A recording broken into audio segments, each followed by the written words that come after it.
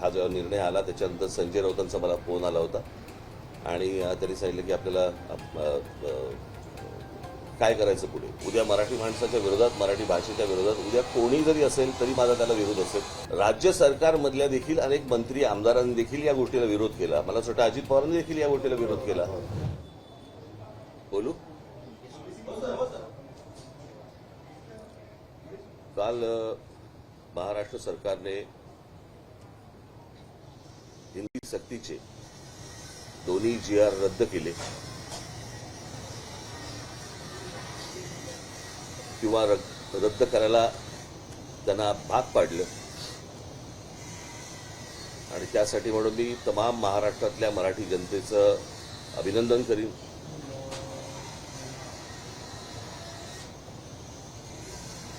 सर्व बाजूनी तो जो रेटा आला आणि त्याच्यातनं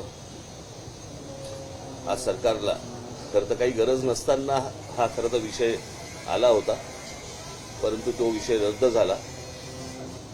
त्याबद्दल मी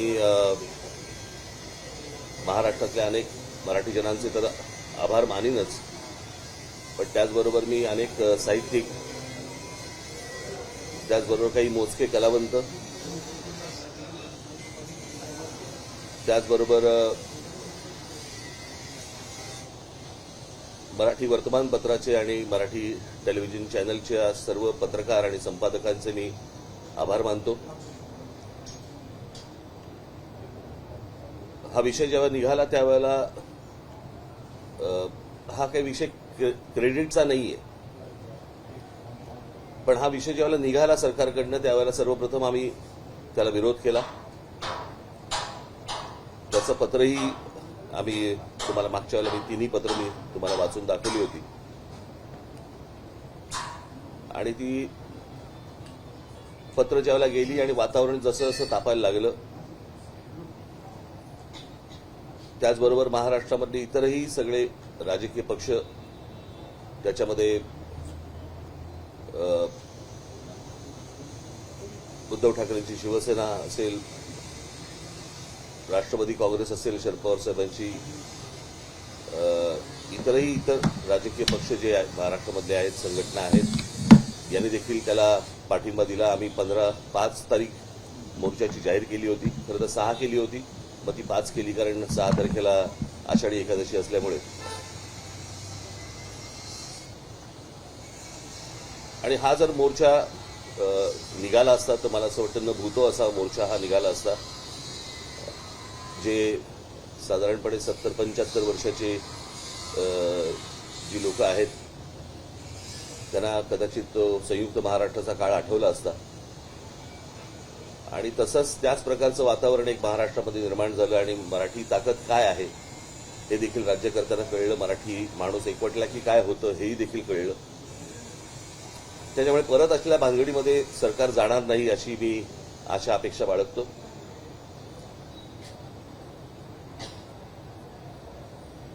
खरं तर या गोष्टी काही करायची आवश्यकताच नव्हती, काही गरजच नव्हती.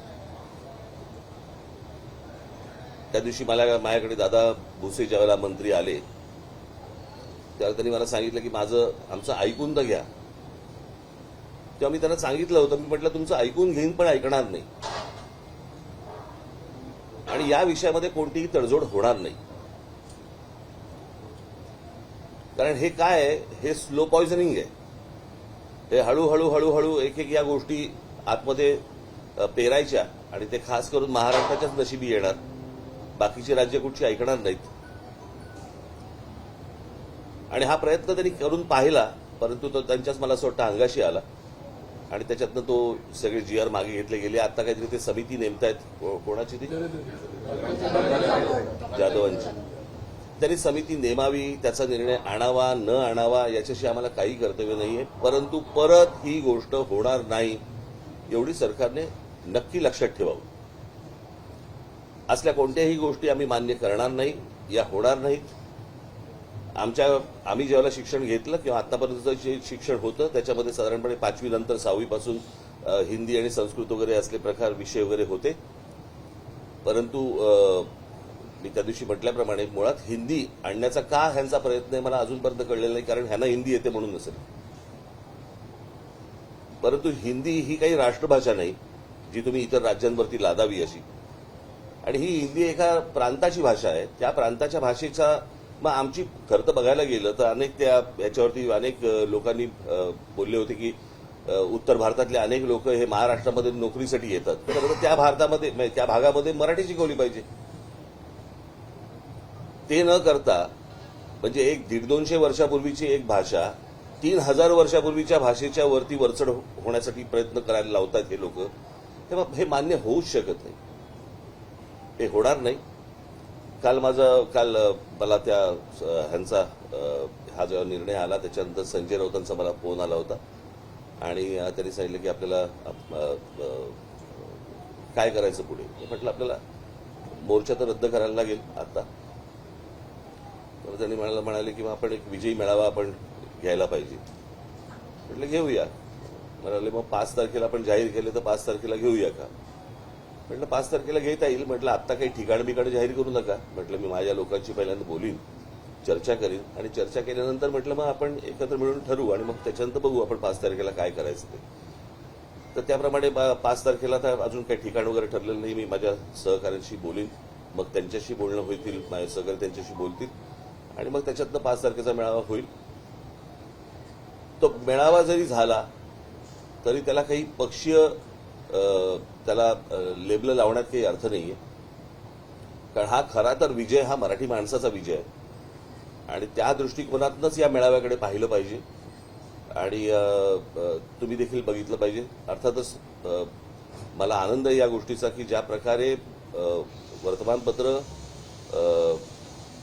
आणि टेलिव्हिजन चॅनल तुम्ही पत्रकारांनी आणि अनेक संपादकांनी ज्या प्रकारे हा विषय लावून धरला, मी खास करून तुमचं सर्वांचं मी अभिनंदन करीन. अशा बाबतीत सर्वजण जागृत असले पाहिजेत आणि कुठे कुठे काय काय गोष्टी घडतायत होत आहेत. मला असं वाटतं हे महाराष्ट्राला तुमच्या चॅनलच्या वतीने वर्तमानपत्राच्या वतीने कुठे कुठे हे काय गोष्टी मुरतायत हे तुम्ही सांगितलं पाहिजे. ज्या वेळेला हा 5चा कुठे करणार आहोत त्याचा निर्णय होईल त्यावेळेला तुम्हाला सांगण्यात येईल. काल तुम्ही या सगळ्या विषयासंदर्भात जी भूमिका घेतली, मनसे कार्यकर्त्यांनी जे आंदोलन उभवले कारण सरकारला नक्की कुठेतरी हा हिंदी सक्तीचा जी जी आहे तो रद्द करावा लागला. हे मागे बंद करायला सांग रे, काय कामं चालू आहेत. या सगळ्या संदर्भात काल मुख्यमंत्री असतील, उपमुख्यमंत्री असतील, त्यांनी पत्रकार परिषद घेतली, योजने तर रद्द केलेली आहे. मात्र त्यांनी तुम्हाला एक प्रतिप्रश्न विचारला की राज ठाकरेंनी उद्धव ठाकरेंचा पहिला हिंदी भाषेच्या संदर्भाचा प्रश्न विचारावा कारण त्यांच्या कार्यकाळामध्ये तो अहवाल आला होता आणि त्यांच्या मुख्यमंत्री पदाच्या काळामध्ये तो नाही. बघा मी तुम्हाला एक गोष्ट सांगतो, महाराष्ट्राच्या बाबतीत उद्या मराठी माणसाच्या विरोधात, मराठी भाषेच्या विरोधात उद्या कोणी जरी असेल तरी माझा त्याला विरोध असेल, कळलं का. आणि उद्या जर समजा उद्धव ठाकरेंच्या काळामध्ये मला आत्ता मी तो हा प्रश्न विचारला यांना, परंतु तो कुठचं उच्च शिक्षण प्राथमिक शिक्षण आणि काय उच्च शिक्षण याच्यामधला तो शालेय काहीतरी असेल तो त्याच्यानंतरचा तो विषय आहे असं माझ्या आता कानावरती आलं. मला अजून त्याच्या डिटेल्स मला मिळालेले नाहीये. कोणतरी ठाण्याचा कोणतरी माणसाने त्याच्यावरती सही केली आहे त्या सगळ्या विषयावरती. परंतु माझी विनंती हीच राहील महाराष्ट्रातल्या प्रत्येक राजकीय नेत्याला की मराठी महाराष्ट्र या विषयावरती, मराठी भाषा या विषयावरती कोणतीही कोणाहीकडनं, आमच्याकडनं तर होणारच नाही, पण तडजोड होता कामा नये. यापुढे सर्वांनी मला असं वाटतं सतर्क राहणं आवश्यक आहे. सर्व बाजूनी महाराष्ट्राचे लचके तोडण्याचे प्रकार सुरू आहेत आणि हे कुठेतरी थांबवणं आवश्यक आहे. मराठी माणसांनी देखील आजूबाजूला काय गोष्टी घडतायत याच्यासाठी जागृत राहणं पण तितकंच गरजेचं आहे. आणि मला असं वाटतं 5 तारखेचा मेळावा ज्यावेळेला होईल त्यावेळेला 5 तारखेच्या मेळाव्यामध्ये मी बाकीच्या सगळ्या सविस्तर गोष्टी मी बोलीन. प्रश्न असा होता की काल काही ठिकाणी जीआरची होळी झाली, आंदोलन झालं, त्यावेळी दोन्ही पक्षाचे कार्यकर्ते त्यामध्ये सहभागी झालेलं चित्र पाहायला मिळालं. की हिंदी सक्तीचा जीआर रद्द झाला तर त्यावर चर्चा सुरू होती दोन्ही ठाकरे बंधू एकत्र येऊ नये, त्या अनुषंगाने ताकददाराने उभी राहू नये किंवा दिसू नये म्हणून हा सरकारने तातडीचा निर्णय घेतला. प्रश्न असा आहे ना, मी परत तुम्हाला तेच सांगतो, तुम्ही त्या मोर्चालाही पक्षीय लेबल लावू नका आणि उद्या विजयी मेळावा झाला तरी त्याला पक्षीय लेबल लावू नका. कसं आहे, युत्या, आघाड्या, या सगळ्या गोष्टी, निवडणुका, या सगळ्या गोष्टी येत जातील, जात जातील, सगळ्या गोष्टी होत राहतील. मराठी भाषा संपली, परत नाही येणार. कळलं का? कारण भाषा ही संस्कृती टिकवत असते. उद्या तीच जर मुळाशी गेली ना तर या युती आघाड्यांना काय अर्थ आहे?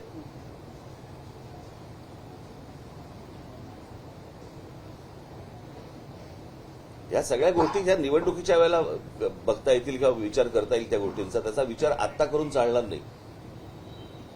आत्ता मला असं वाटतं की या सगळ्या गोष्टींकडे तुम्ही एक संकट म्हणूनच पाहावं, त्याला राजकीय लेबल लावू नयेत. कळलं का? आणि उद्या त्या प्रकारचा काय मेळावा काय घ्यायचं असेल तर कसं होतंय काय होतंय हे मी आपल्याला कळवेन. मोर्चाचा जे उद्देश झाला होता त्यावेळेस विरोधकांचा मोर्चा असं वारंवार सत्ताधाऱ्यांकडून सांगण्यात आलं होतं. पण तुम्ही जसं आवाहन केलं होतं की मराठी म्हणजे प्रेम करणारे सगळेच त्या मोर्चामध्ये एकत्रित आले होते. पण विरोधक एक नरेटिव्ह सेट करण्याचा प्रयत्न नाही, या शब्दाला पण काही अर्थ नाही आता. नरेटिव्ह. कळलं का? सरकार करतं तो नरेटिव्ह. मी पहिल्यांदा जाहीर केलं होतं ना ही गोष्ट की त्याचा पक्षाशी कुठचा संबंध लावू नका. कोणताही झेंडा नसेल, मराठी हा अजेंडा असेल, हे मी सांगितलं होतं ना माझ्या इंटरव्ह्यूमध्ये का त्या पत्रकार परिषदेमध्ये. त्याच्यात काय आता नरेटिव्ह आम्ही सेट करायचा का त्यांनी? राज्य सरकारमधल्या देखील अनेक मंत्री आमदारांनी देखील या गोष्टीला विरोध केला. मला असं वाटतं अजित पवारांनी देखील या गोष्टीला विरोध केला. ही गोष्ट आपण लक्षात घेतली पाहिजे ना.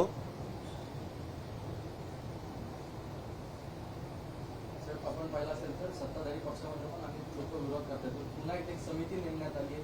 समिती अभ्यास करून असं सांगणार आहे की कुठल्या इयत्तेपासून हे लागू करायचं. मी आता काय बोललो? मगाशी बोललो ना. मला असं वाटतं मध्ये नव्हता का तू? होताच ना. मग मला पण एक प्रश्न विचारायचा असं. सर, या समितीचे जे डॉक्टर नरेंद्र जाधव आहेत त्यांच्या संदर्भात मराठी अभ्यासकांनी प्रश्न उपस्थित केलाय की ते मी आत्ता जी तुम्हाला भूमिका जी मांडलेली आहे याच्या अगोदर 1ली ते 5वी हिंदी चालणार नाही. ते जाधव येऊ देत ना तर अजून कोणी येऊ देत.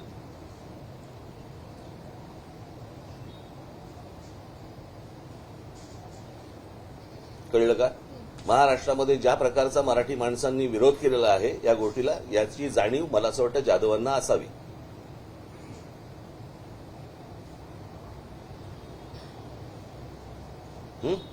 महाराष्ट्रामध्ये खूप प्रश्न तुंबलेले आहेत. भाषेवरती उगाच विषय आणू नका.